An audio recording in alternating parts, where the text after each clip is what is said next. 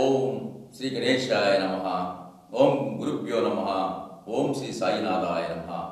సాయి బంధువులారా, ఈరోజు మనం చర్చించుకునేటటువంటి అంశం ప్రధానంగా సర్వజీవుల్లో ఉన్నటువంటి ఆకలి. సర్వజీవుల్లో ఉన్నటువంటి ఆకలి ఒక్కటే. ఏ జీవి ఆకలితో బాధపడుతున్నా బాబావారు బాధపడుతున్నట్టుగా భావించేవారు. అన్ని జీవుల ఆత్మని సంతృప్తిపరచడానికి, అన్ని జీవుల్ని ఆనందింపజేయడానికి బాబా చాలా ప్రయత్నం చేసేవారు. కాబట్టి ఏ జీవి కూడా ఆకలి బాధతో ఉండకూడదని బాబా గారి ఉద్దేశం. ఈ క్రమంలో జీవుల యొక్క ఆకలిని తీర్చడానికి, జీవుల యొక్క క్షుద్బాధ నుంచి వాటిని దూరం చేయడానికి బాబా గారు అనేక పర్యాయాలు భక్తులతో చేసినటువంటి వివిధ రకాలైనటువంటి ప్రక్రియలు మనం పరిశీలన చేద్దాం. ఈ క్రమంలో బాబా గారికి చందోర్కర్ అని చెప్పేసి ఒక భక్తుడు ఉండేవాడు. ఒకసారి ఈ యొక్క మసీదులో ఈ చందోర్కర్ని పిలిచి బాబావారు, చందోర్కరు, నాకు బాగా ఆకలిగా ఉంది, నువ్వు ఇంటికెళ్ళి పూర్ణ పోలీలు తయారు చేసుకొని తీసుకురా, నేను తింటానని చెప్పేసి బాబావారు ఈ చందోర్కర్కి చెప్పడం జరిగింది. అయితే ఈ చందోర్కర్ వెంటనే వంట చేసేవాడు వెళ్ళిపోయాడు బాబా, ఇప్పుడు కుదరదు అని చెప్పేసి బాబా గారికి చెప్పడం జరిగింది. సరే, బాబా గారు ఏమన్నారు, సరేలే నువ్వేం చేస్తావు, అయితే పోనీలే అని చెప్పేసి అనటం జరిగింది. కానీ బాబా గారు కోరితే బాబా గారు స్వయంగా కావాలంటే మరి చందోర్కర్ మనస్సు ఆగలేదు.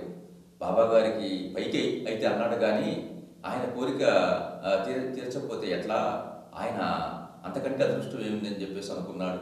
వెంటనే ఈ యొక్క పూర్ణ పోలీలను ఆయన కావలసినటువంటి పదార్థాలతో అన్నీ వాటిని వేసి చక్కగా ఈ పూర్ణ పోలీలను తయారు చేశాడు. తయారు చేసి ఒక ప్లేట్ నిండా వాటిని పెట్టుకొని బాబా ఉన్నటువంటి మసీదులోకి రావడం జరిగింది.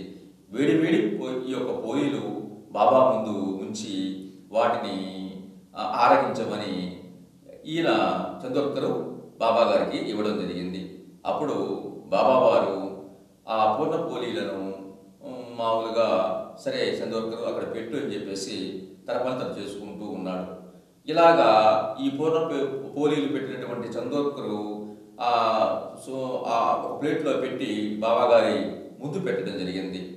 ఒక 2 నిమిషాలు, 5 నిమిషాలు, 10 నిమిషాలు, 15 నిమిషాలు, దాదాపు 20 నిమిషాల పాటు గడిచిపోయాయి. అయినా బాబావారు వాటి వైపు చూడటం కానీ, వాటిని తాకడం కానీ, వాటిని తినడం కానీ బాబావారు చేయలేదు. అయితే ఈ చందోర్కరు ఈ పూర్ణ పోలీలు ప్లేటు వైపు చూసి చూసి చూసి కన్నులు కాసి అతనిలో అలసత్వం, తర్వాత నిరాశక్తి ఎక్కువైపోయింది. నిరాశతో బాబాగారు, నేను కష్టపడి ఈ పూర్ణ పోలీలు తయారు చేస్తే బాబా తినలేదని చెప్పేసి లోలోన బాధపడటం జరిగింది.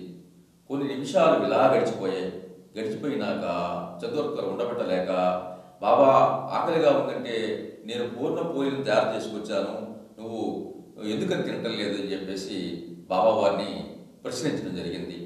అప్పుడు బాబావారు అంటారు, చందోర్కర్, నీకు ఏమైనా మతిపోయిందా, నేను ఆ పూర్ణ పోలీలను ఎప్పుడో ఆరగించాను, ఎప్పుడో తిన్నాను అని చెప్పేసి బాబావారు అనడం జరుగుతుంది.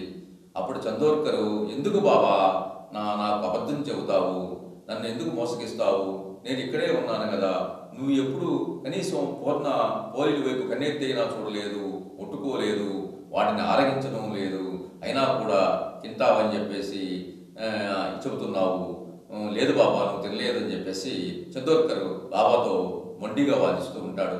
అప్పుడు బాబావారు, లేదు చందోర్కర్, నేను ఆ పోలీలను తిన్నాను, మొండి పట్టుకోబాకు, నేను తిన్నాను అని చెప్పేసి నువ్వు తినేసే అని చెప్పేసి బాబాగారు చెప్పడం జరుగుతుంది. అయినా చందోర్కరు చాలా బాధతో తను తినకుండా ఆకలి బాధతో అంతే మొంగుపట్టుగా ఉండటం జరిగింది.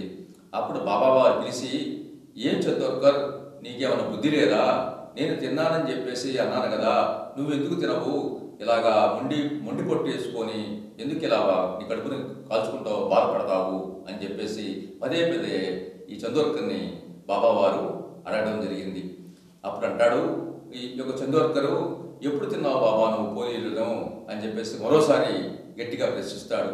బాబాగారు అప్పుడు అంటాడు, ఓరి పిచ్చివాడా, నేను ఈగల రూపంలోను తర్వాత ఈ యొక్క చీమల రూపంలో వచ్చి వాటి మీద నేను వాటిని ఆరగించాను.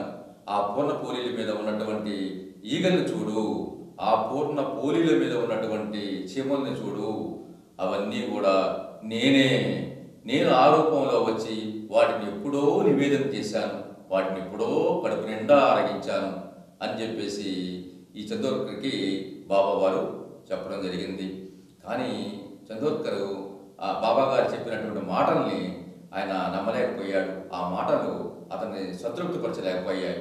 అప్పుడు నాకు నమ్మకం కుదరట్లేదు బాబా అని చెప్పేసి మరోసారి చందోర్కర్ బాబాగారిని అనడం జరిగింది. అప్పుడు బాబావారు అంటారు, బాబావారి నమ్మకం కలిగించడానికి అయితే చందోర్కర్ నా మాటను వింటలేదు కదా, చూడు నువ్వు రహస్యంగా చేసేటటువంటి ఒక భంగిమ, ఒక ప్రక్రియని నేను చేసి చూపిస్తానని చెప్పేసి మరి ఎవరికీ తెలియకుండా కేవలం చందోర్కర్ మాత్రమే చేసేటటువంటి ఆ యొక్క భంగిమ, ఆ యొక్క ప్రక్రియని బాబావారు వేసి చూపించడం జరుగుతూ ఉంది. అప్పుడు చందోర్కర్ ఆశ్చర్యపోతాడు. రహస్యంగా ఆ యొక్క భంగిమ, ఆ సైగ తన తప్ప ఇంకెవరూ చెయ్యరు, బాబాగారు గ్రహించేశారు, సర్వాంతర్యామి కాబట్టి బాబావారు చెప్పింది నిజమై ఉండొచ్చు అని చెప్పేసి అప్పుడు పూర్తిగా నమ్మడం జరిగింది.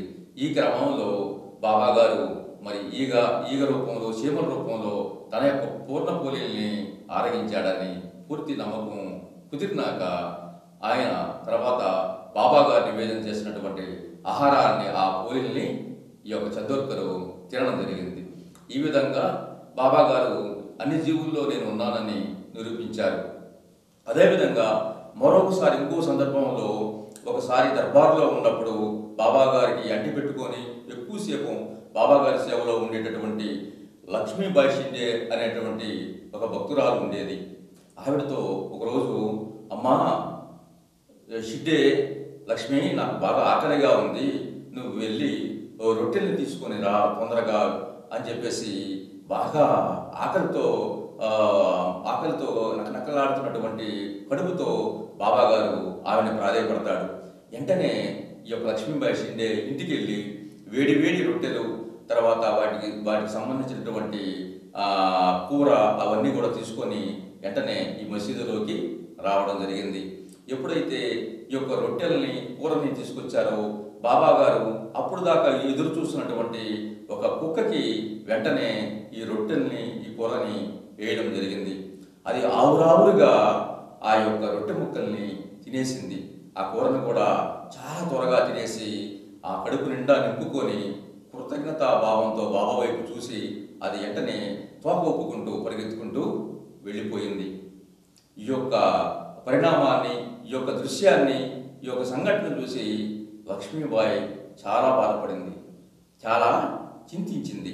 కారణం ఏంటంటే బాబాగారు చెప్పారు, ఆకలిగా ఉందని నేను ఎంతో కష్టపడి ప్రేమతో ఇంటికి వెళ్ళి ఆ పదార్థంతో నేను కష్టపడి ఈ రొట్టెల్ని ఈ కూరని తయారు చేసుకొని వచ్చి బాబాగారి తింటారనే ఆశతో నేను తీసుకొస్తే ఈయనేంటి ఈ పని చేశాడు, మొత్తం నేను తెచ్చినవన్నీ కూడా కుక్కకి పెట్టాడు అని చెప్పేసి ఆమె మనసులో నిరాశకు గురై నిరుత్సాహానికి గురైనటువంటి సందర్భం కలుగుతూ ఉంది. ఈ క్రమంలో బాబావారు అంటారు, తల్లి లక్ష్మీబాయి షిండే, నీకు అర్థం కాలేదు, నేను ఆ కుక్క రూపంలో ఉన్నటువంటి జీవిని కూడా నేనే. ఆ కుక్క రూపంలో ఉన్నటువంటి సాయి వేరే కాదు. నాకు ఆకలైనా దానికి ఆకలైనా నాకు ఆకలైనట్టే. కాబట్టి దాని ఆకలిని నేను గ్రహించాను. నాలో ఉన్నది దానిలో ఉన్నది ఏకాత్మ, ఒకే ఆత్మ. కాబట్టి ఆ ఆకలి తీరింది కాబట్టి నాకు ఆకలి తీరినట్టే అని చెప్పేసి ఈ లక్ష్మీబాయి షిండేకి బాబావారు చెప్పడం జరిగింది. ఈ క్రమంలో ఈ విషయాన్ని బాబా సూక్ష్మంగా విశదీకరించి తన భక్తురాలైనటువంటి లక్ష్మీబాయి షిండేకి చెప్పడం వలన ఆవిడ బాబా అంతర్ధానంలో బాబాలో ఉన్నటువంటి అంతర్ధానం గ్రహించి అప్పుడు సంతృప్తి పొందింది. ఆ రోజు నుంచి కూడా లక్ష్మీబాయి షిండే మరి కనిపించినటువంటి కుక్కలకి పిల్లులు కూడా ఆహార పదార్థాలు పెట్టడం ఆరంభించింది. ఈ విధంగా బాబావారు సకల జీవుల్లో కూడా మరి భగవంతుడే ఉన్నాడని చెప్పేసి మనకి తెలియజేస్తూ ఉంది. కాబట్టి ఈ రకంగా బాబావారు సకల జీవుల్లో కూడా మరి ఆత్మ ఒకటే, కాబట్టి అన్ని జీవుల్లో ఆకలి ఒకటే. ఏ జీవికి ఆకలి అయినా కూడా ఆ ఆత్మని మనం సంతృప్తిపరచడానికి బాబావారు అనేక రకాలుగా మరి ఈ పదార్థాలను తెప్పించి వాటికి పెట్టేవాడు, వాటి కడుపు నింపేవాడు. తర్వాత భక్తులకు సందేహాలు వచ్చినప్పుడు వారు వాటిని తీర్చేవాడు. ఈ విధంగా ఈగలు, దోమలు, చీమలు, జంతువులు, కుక్కలు సమస్త జీవులలో ఉన్నటువంటి ఆకలి తన ఆకలిగా భావించి అన్ని జీవుల్ని సంతృప్తిపరచడానికి, అన్ని జీవులకి ఆహార పదార్థాలు అందించడానికి బాబావారు మరి ఎనలేనటువంటి తపన కృషి చేశారని మనకి ఈ యొక్క కథల ద్వారా మనకి అర్థమవుతుంది. సకల జీవుల్లో ఉన్నటువంటి ఆకలి ఒక్కటే అని మనకి బాబావారు ఈ సంఘటన ద్వారా తెలియజేస్తున్నారని గ్రహించి సాయి భక్తులు, సాయి బంధువులు మనందరం కూడా ఆకలిగా ఉన్నటువంటి ఏ జీవైనా మన దగ్గరికి వచ్చినట్లయితే మన దగ్గర ఉన్నటువంటి పదార్థాలని వాటికి కాస్తంత పెట్టి కడుపు నింపాలని చెప్పేసి బాబా గారి సందేశం ఇస్తున్నారని భావించి మనం కూడా అటువంటి సందేశాన్ని ఆచరిద్దామని కాంక్షిస్తూ మరోసారి కలుసుకుందాము. సర్వే జనం సుఖినో భవంతు. ఓం శ్రీ సాయిరామ్.